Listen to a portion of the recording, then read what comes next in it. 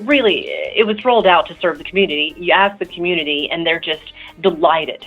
Welcome to episode 392 of the Community Broadband Bits podcast from the Institute for Local Self-Reliance. I'm Lisa Gonzalez.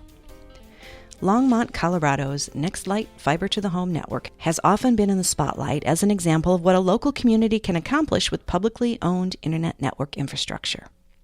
This week, Director Valerie Dodd visits with Christopher. Christopher and Valerie look back at the decisions the city made that have paid off and how they've dealt with specific challenges.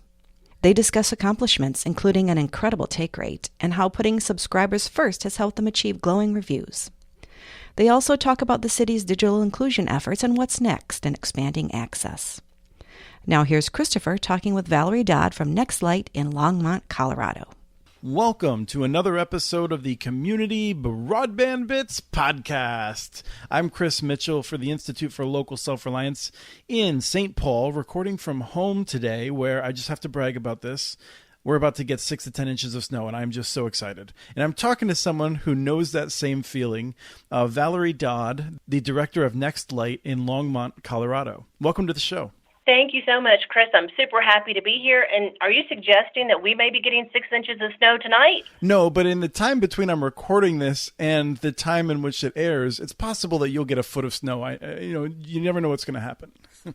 Well, I sure hope so, because I've got a 3-day weekend and the snow mountain near me, and I'm excited about it. So let's start off by just, for people who aren't that familiar with Longmont, incredibly fast-growing city, just fascinating place. But can you give us the 30-second sketch of what Longmont is? Longmont's a community in kind of the foothills Front Range area of northern north-central Colorado. We have a wonderful view of the mountains just to the west. We've got a population of around 100,000. It's a very progressive town, and it's also a very diverse city. You mentioned it was fast-growing, and I think that's a result of a lot of the decisions that our city leaders and the community have made, and one of those being the establishment of a gigabit fiber network. Right, and that fiber network first started being discussed in 2009 with a referendum, but really kicked off a lot of other things in both the Front Range and in Colorado more generally. The first citywide fiber network in the state from a municipality. But you just had some hard news, and I hope you're taking it okay in terms of, I think over the summer, you went from being the fastest in the nation to the third in the nation by PC Magazine. So I hope you didn't take that too hard. We can live with that. Providing a gigabit internet service to every eligible household in the community is a pretty big deal. So I think we're okay. And you yourself are probably settled in now, but you're new to the position. Can you just tell us a little bit about your background? So I started with the city of Longmont back in August of this year. I previously had been at CenturyLink for about 18 years. Prior to that, I had worked for a startup CLEC company, and I had also worked for Alltel Wireless Communication, which then sold their wireless off to Verizon, and the wireline part of the business became Windstream. So I've been in the business 25 plus years, and rolled out and was responsible for one of the first broadband internet product offerings back when we were charging about $50 for 256K. So things have changed dramatically. So now we're doing a $69 offer for a gigabit. So I've seen a ton of change over the years. But at the end of the day, the right thing to do is just to take good care of your customers. So I was curious, as someone who's spent a long time at CenturyLink. CenturyLink is now a competitor of yours. Was it hard to make that jump? I wouldn't say it was hard. I gained a tremendous amount of experience in the previous roles that I served there, but there is a huge difference. For one, I have a tremendous network and product I get to sell. While I was at the other provider, I hate not to mention it too often, we did not have the fortune of a 100% fiber network. We were just starting to put fiber into new greenfield territories because you really couldn't afford to overbuild a copper network. So for one, did not have the benefit of the delightful gigabit speeds that we have here. Secondly, in this environment, it's really about the community. It's not about the bottom line. And so from those two aspects, it's a wonderful place to be, and it's really something I take a lot of pride in, is that we're able to provide exceptional service and make it available to every neighborhood, every block, and every customer, because that's what we're here to do. We're not here to make money. We're here to provide an exceptional service for our community. And I think it's worth noting you're in good company, because many of the municipal networks have people on staff and are headed by, in many cases, people that have that sort of experience of having worked for other large companies and have a deep history in telecom. But let's talk about Longmont, like you were pivoting back to. You have more than 20,000 customers connected in the article that announced your arrival. And so I just think it's tremendous. I mean, to be at a place in which you have more than half of the community connected in this period of time is just remarkable. And so I'm curious if you want to give us the most recent information you can about how many connections you have, and any reflections on how remarkable that is. Yeah, it's very remarkable, and I'm so proud and lucky to walk into this position with such success. We're now up to about 20,600 customers. We're growing every day. We hope to have about 22,000 by the end of the year. So that's something we're super proud of. Every day we continue to enable more households. We're still not 100% finished with our initial build, but in 5 years we're able to pass and establish fiber access to about 85% of the premises out there. So we think we'll probably be finished here in the next year or so with a few thousand more turn-ups. So real proud of the work that we've done, the success we've had. Considering that we have two other, formidable competitors in the marketplace, the fact that, we're pushing 60% penetration is remarkable. And if you back out those households that don't have at-home internet, which I'm hoping to address at some point, but if you back those out of the equation, then our penetration, really effective market share and penetration, is closer to 65-70%. So that tells you how well received the service offering is. It speaks to our extreme reliability, which really hovers between 5 nines and 100% network reliability. And then, our customers continue to do speed tests and be overwhelmed with, the fact they're actually getting what they signed up for. Well, let's talk briefly about the charter membership, because one of the stats that I saw in reviewing your remarkable achievements, I think I've just said remarkable a remarkable number of times, but is that more than 90% of your subscribers have the charter membership, which to me, I'm stunned we haven't seen more municipal networks or even small ISPs adopt this approach. Would you mind just walking us through it and your reflections on it? Honestly, I'm not sure if it's still around 90% or not, but it probably is close to that.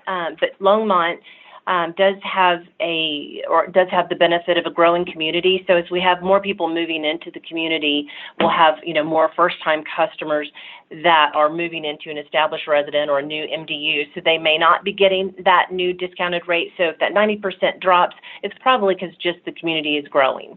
Right. The charter membership was I saw it as kind of a marketing deal, brilliant, which was that if you sign up for the service within the first 3 months it's available, then you have this lifetime low price. And what that did was it changed the incentive. For many people, they'll take and when a new provider comes to town, they'll take the incumbent's lower price and a contract for a year or two. And that's just really harmful for any new network. And so you really flipped the tables on that and brought so many new people online right away. Yeah, absolutely. It's a very sticky offer, and you keep that price even if you do relocate your address, so you get to keep that price. And if you were to disconnect service, you wouldn't be able to come back and get that price. So it was a very tactical, strategic marketing price point for us. And then the other thing it did is it created a huge wave of really satisfied customers in a given geographic area. And so as soon as they get their service at this amazing speed, you're darn right they told every customer on the block. And I wasn't here during those times, but I think that the call center was flooded with orders The technicians were quite busy, and even our network was kind of surprised, I think, to see such high take rates. And, so we didn't have capacity challenges, but we kind of had concerns. It's like, oh, wow, we didn't anticipate 100% penetration and success, in a given block or area. So we've had to make some modifications with the network because of that. So it was a very overly effective offer that the team put together. Well, I want to turn to the digital divide in a second, but I realized I forgot to ask you the question about, you mentioned you haven't finished building out yet. Is that due to just the fact that in any city you have a number of, presumably even apartment buildings and other things that are just hard to get to, condos and things like that? Is that the challenge you're wrestling with to finish the build? Yeah, absolutely. I mean, for one, it's been a lot of work, and the team worked furiously, and, it was pretty phenomenal what they did do in the 5-year span.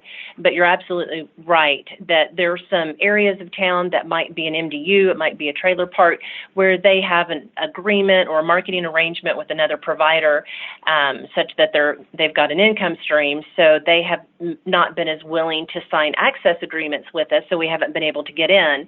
But the sad thing is those residents will come to city council meetings, they'll call us and just say, is there anything you can do? I really want your service, but if we don't have the access agreement, then it's prohibitable. So that's a large part of the issue, so we may never get to 100%. Secondly, as I mentioned earlier, the city of Longmont is growing at a pretty rapid pace, and so it's oftentimes hard to keep up with all the new development. And we certainly are, planning to be in every MDU that's in construction phase right now. So it's just hard to get to 100%. And to stay there, no doubt. But talking about the number of people that would like service, but there's barriers in the way, let's talk about what you've already done on the digital divide, and then what might be in store in the future. You have an innovative program that I haven't seen elsewhere that I'm excited to get a sense of how it's going. Can you tell us about it? I would love to. It's called Sharing the NextLight, and it is a program that was born last year, 2019, and it was for the purpose of making sure that every household has access to internet, especially those with children, because we know how important the digital world has become from certainly an economic and educational perspective. And so we have made this free internet service available to certain qualifying households that have children in the St. Vrain Valley School District. And so we work with other organizations throughout the city to identify those eligible households. And then we work with the Longmont Community Foundation to help kind of co-fund that free internet service for those households so that no child is left behind with regard to the digital era. So that is certainly one thing that we're doing. We've got about 160 people benefiting from it. It's a very new program, so we're working to partner with other organizations to make sure that we increase and expand that, because it's really important to us. So how does the actual funding stream work for that program? We have customers that are in the community that may contribute a portion of their bill payment every month. They can earmark that for this program. And so the fund is provided for or funded by local residents and customers. And then it's also co-funded by the Longmont Community Foundation. And so those two funds are kind of put together, and then the assessment is made as to how many households we can provide the internet service to. And did you send out a flyer, a notice with the bill, or how did you make people aware of it? And have you had any reaction from folks as they're participating in it? Absolutely. We've had tremendous response to it, and it really makes people in the community feel even more connected to the rest of their community. They feel great about it. The recipients are incredibly grateful for it. And, the good news is the schools now are distributing devices and iPads so that, students have access, but they have, the device, but not always the connectivity at their home. So it's just been overwhelmingly well received. We've promoted it numerous ways, and we currently have a link on our website where you can go and click to hear more information, and also existing customers can call us to find out how they can contribute more towards that fund and that effort. We're really, really fixated on having a fully connected Longmont that really provides, resources for everyone in the community, because we know how important they are.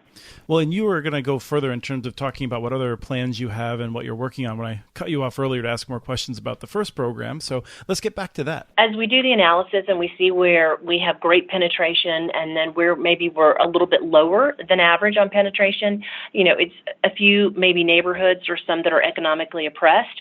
So aside from the program, the Sharing the NextLight that we discussed, another thing that we're looking at implementing is just a reduced rate with probably a little bit of a reduced speed, not the 1 gigabit, that other families that may not qualify for the free internet service through Sharing the NextLight. And so that might be, a $20 offer for a 25 meg service offering, that's maybe not symmetrical, but it's available to other low-income households.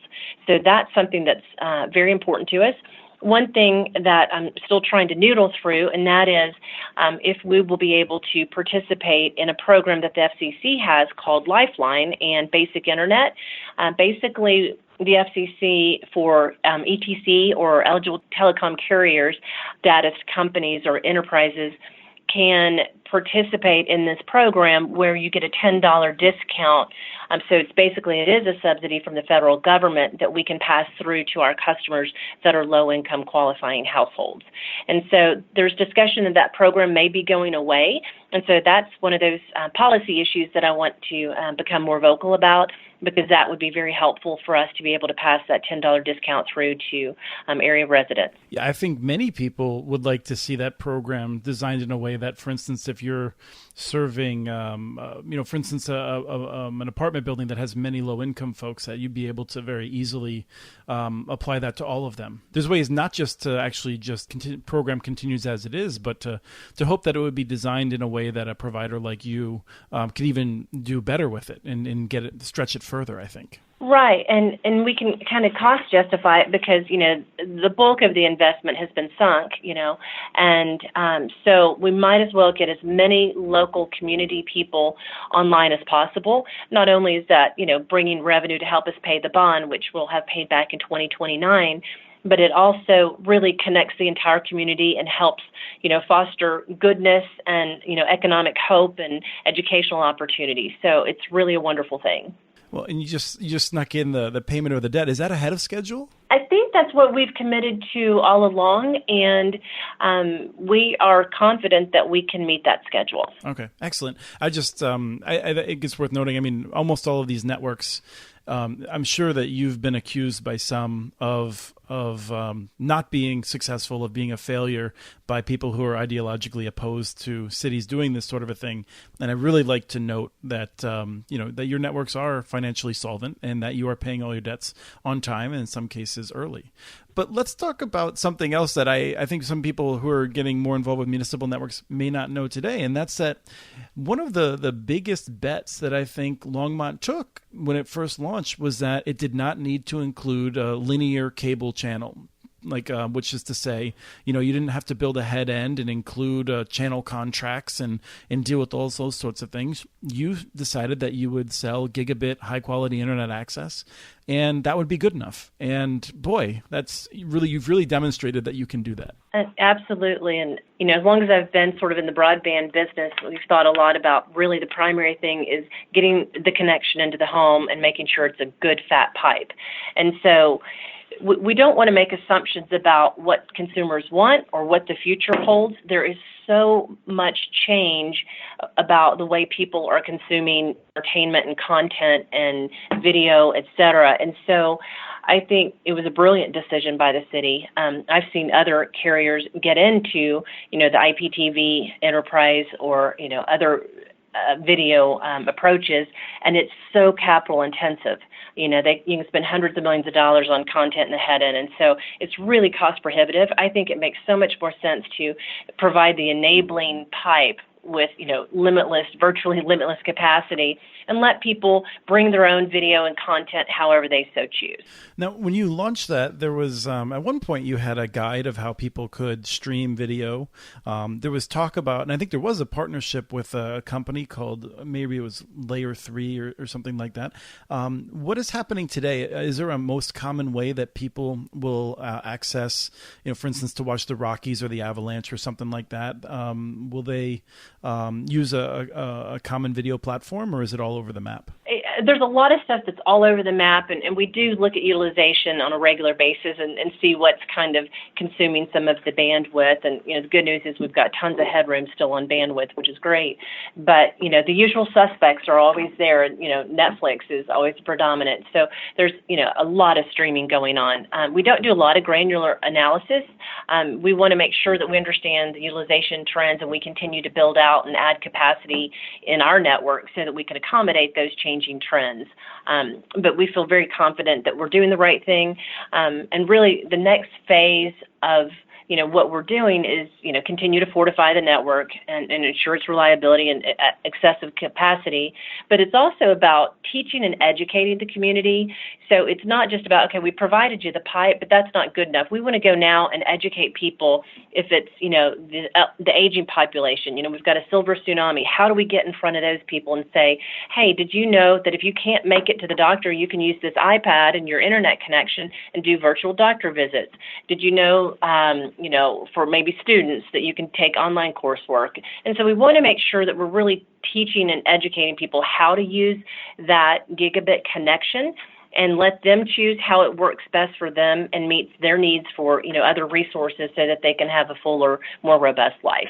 Well, let me ask you a question in a different vein. I mean, I feel like, especially with your last answer, talking about your desire to really make sure people have a sense of the opportunity, it answers itself. But if I was to come in and I was to say, okay, I don't care about any of the things that we've talked about for the past 25 minutes, how do I know that this was a smart decision for the city to get into providing internet access? Yeah, I mean, my first answer is, go on Facebook or Nextdoor and look at the overwhelming comments about how much people love us. It is just, it's embarrassing almost. It's like, wow, really, it was rolled out to serve the community. You ask the community and they're just delighted. I'm just super overwhelmed with how pleased, and the actual speeds, the reliability, the customer service. People are here. They're local.